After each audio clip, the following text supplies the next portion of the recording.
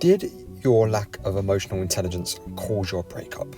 Was your ex constantly telling you where you were messing up but you never heard the message? Was your ex saying things like, I need more alone time once a month to see my friends and family, and then you responded with jealousy, anxiety, demanded even more of their time, and you created such an emotional shitstorm they just gave in to your demands and cancelled their plans to prevent further drama? If you answered yes to any of these questions, stick around until the end and find out why your lack of emotional intelligence caused your breakup and how you can improve it. My name is Nick and I'm going to help get you through your breakup by showing you how to level up and to get you back, which ironically is the best way to get your ex back, should they ever come back. If you need my help with getting through your personal breakup situation and being the best version of yourself, tap the coaching link in the description below and book a one-to-one coaching session with me. And if you need even more support, come to my free Facebook group, type in the Love Fix Breakup Recovery into Facebook, come join the community. First, we need to establish what is intelligence. It is the ability to solve a particular set of challenges. Most people are good at one or two different types of intelligence, physical, academic, and so on. But when it comes to relationships, most people lack the ability to solve the inherent challenges that come with it. Anyone can do a relationship when it's easy, but when people shit on the floor because their ex said something they don't agree with, things go south pretty damn quick. You know who else shits all over the floor? Dogs and babies, and neither of them have the skills or emotional intelligence to have a long-lasting relationship. A typical example of a lack of emotional intelligence could be something like this. Your ex had a bad day, snapped at you, and you made it all about yourself. Did you instantly get defensive and you said something like, well, don't blame me, I didn't do it? Or did your ex go crazy at you for leaving a shoe in the wrong place and you say something like, don't chew me out just because you got out the wrong side of the bed today. I only leave my shoes out because you left the cup in the sink. Can you see where this is going? To be fair, emotional intelligence isn't something we're born with, and it's not something we're taught. We learn it from constant failure, which will hopefully help you respond better to how you feel, rather than lashing out when your ex or future partner chews you out for leaving the toilet seat up. A better demonstration of emotional intelligence in this particular scenario would be not to make it about yourself, but try to see it from your ex's point of view. They've had a stressful day, maybe they've got some personal issues going on and they've just reacted in a bad way. And then all you need to do is to say, I hear you. That sounds tough. Tell me more. It really doesn't have to be that difficult. So why were you with your ex?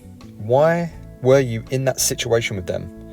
Before you shout at the screen or mutter to yourself, because I love them, Nick, I want you to step back for one moment and ponder what I'm about to say. You are who you attract. If you have trauma and you're a little broken on the inside and you find it almost impossible to function as a healthy single adult, then guess what you will attract?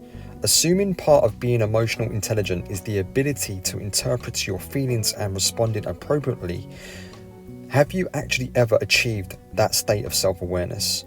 If the answer is no, which is the case for most of you listening, then you probably have no idea the real reason you got with your ex or you got into any relationship.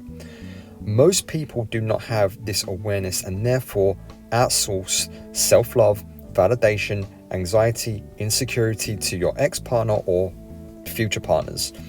The more you pour emotion into something, let's say a past trauma of being cheated on, the more you will outsource that to a partner.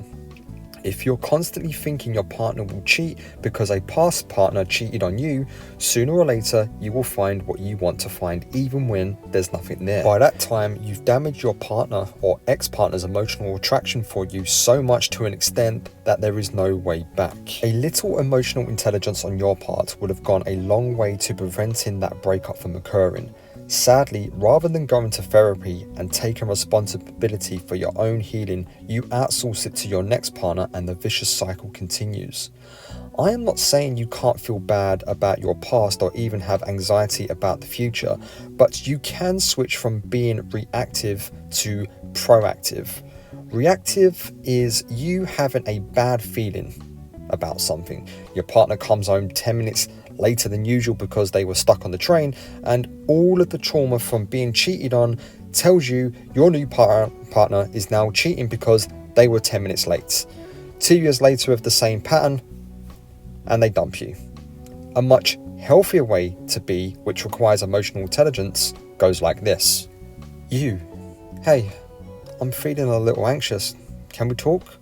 Her, sure. What's up? You, you've been late a few times coming home from work this week and it's brought up some bad memories. Her, why? It only happened twice and it's just because the trains were messed up. You, it's just, that's how it started with my ex. I am not accusing you and I've booked therapy next week because I need to get on top of this. I just want to let you know that if I'm acting a bit strange, this is why. But I'm working on it. Her, I hear you. I would probably feel the same way if that happened to me. How about next time I text you to say I'm running late because of the trains? Would that help? You, that would help a lot. Thank you. Her, thank you for telling me and not letting this blow up.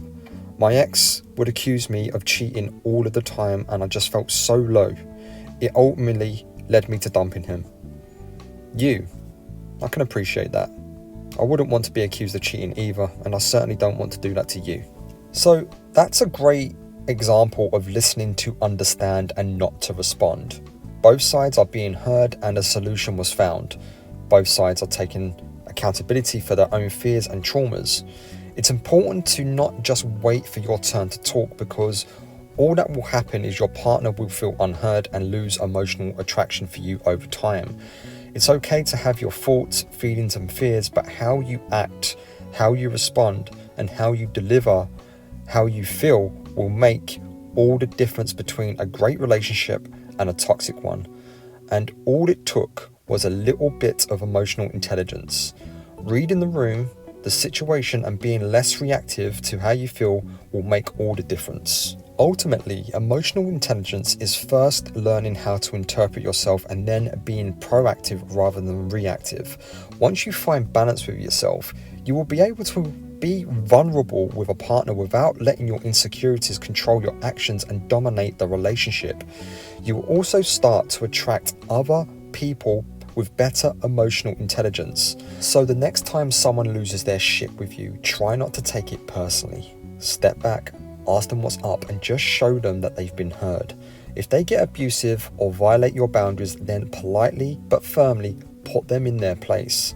But if they're just having a bad day and you're blinking too loudly and that's pissing them off, let them vent and just say, I hear you.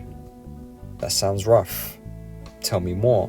And once you've listened to understand and you've responded to their concerns, you can politely then tell them, hey, the way you spoke to me earlier wasn't nice. I feel very bad when you say things like that. And I would appreciate next time that if you are having a bad day, just simply tell me and we can discuss it. That's emotional intelligence. That's reading the room. That's listening to understand. That's knowing your partner and the subtle moods that comes with that. That's all for today. If you need my help with your personal breakup situation, click the link below in the description and book a coaching session. In the meantime, I'll see you on the other side.